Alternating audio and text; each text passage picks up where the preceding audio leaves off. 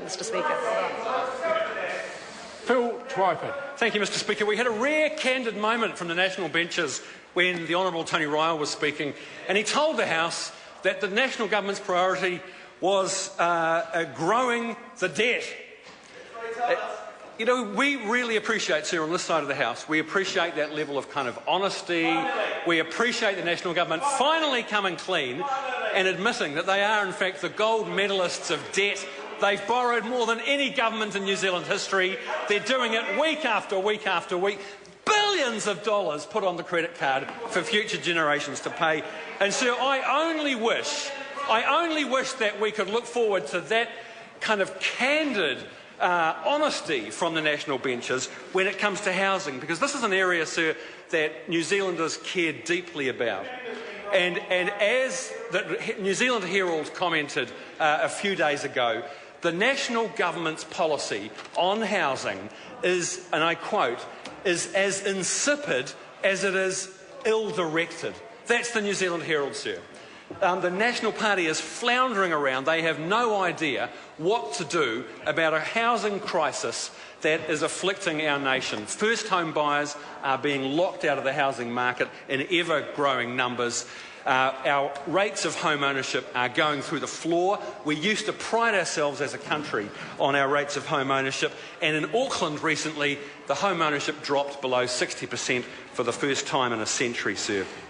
It's a curious thing to see a government actually seeming to deliberately make matters worse for the people, for the community that we are here to serve. And you can only take that interpretation of what's happening for first home buyers under this government, sir. And I want to make some comments about this issue of loan to value ratio limits on mortgage lending, or LVRs as they're commonly called. And the Reserve Bank finally announced a few days ago, Mr. Speaker, that it is instituting these so-called speed limits, which will have the effect of putting limits on home mortgage lending. The effect of it is that 90% of new home mortgage lending by the banks will be required to have a deposit of more than 20% or more, sir. That is a massive reduction in the size of the home mortgage market. It is going to mean that first home buyers and low-income home buyers are going to be disadvantaged. It is the speculators and the well-off who can leverage their assets who will not be affected by this. In fact, though, the speculators and the well-off will be advantaged by this policy because they are no longer going to have to compete with so many first home buyers.